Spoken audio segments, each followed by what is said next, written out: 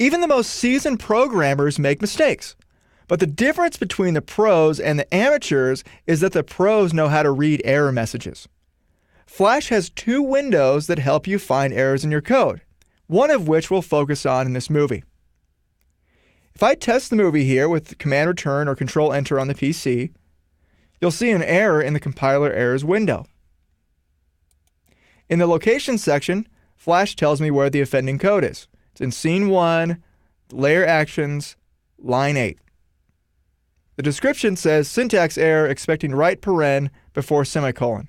So note that when you get an error, make sure to read the error message. I know that's pretty obvious to say, but read it and really think about what's wrong.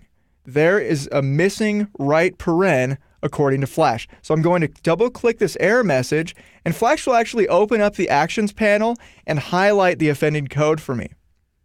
Now at this point, if you don't understand this code, I don't want you to worry about that. I just want you to understand how the compiler errors window works right now. The offending code is highlighted. I can see at the end that there's only one right parenthesis, but at the beginning of the code there are 2 left parentheses. So when you're writing ActionScript, they actually need to be balanced out. You need to have, if you have 2 left parentheses, you need to have 2 right parentheses. One of these on the left is actually a mistake. So if I delete that, I can test the movie again, and Flash is actually giving me another error.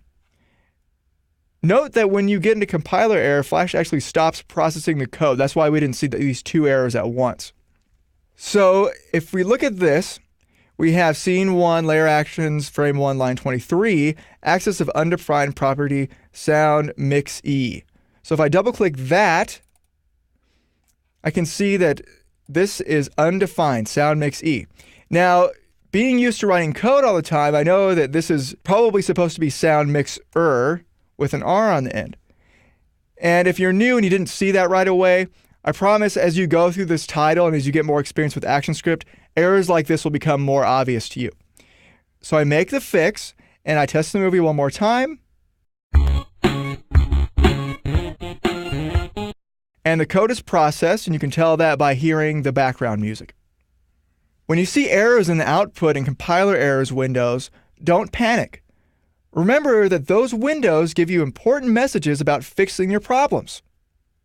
By paying attention to those messages, you'll be able to fix your errors and more quickly transition into being an ActionScript master.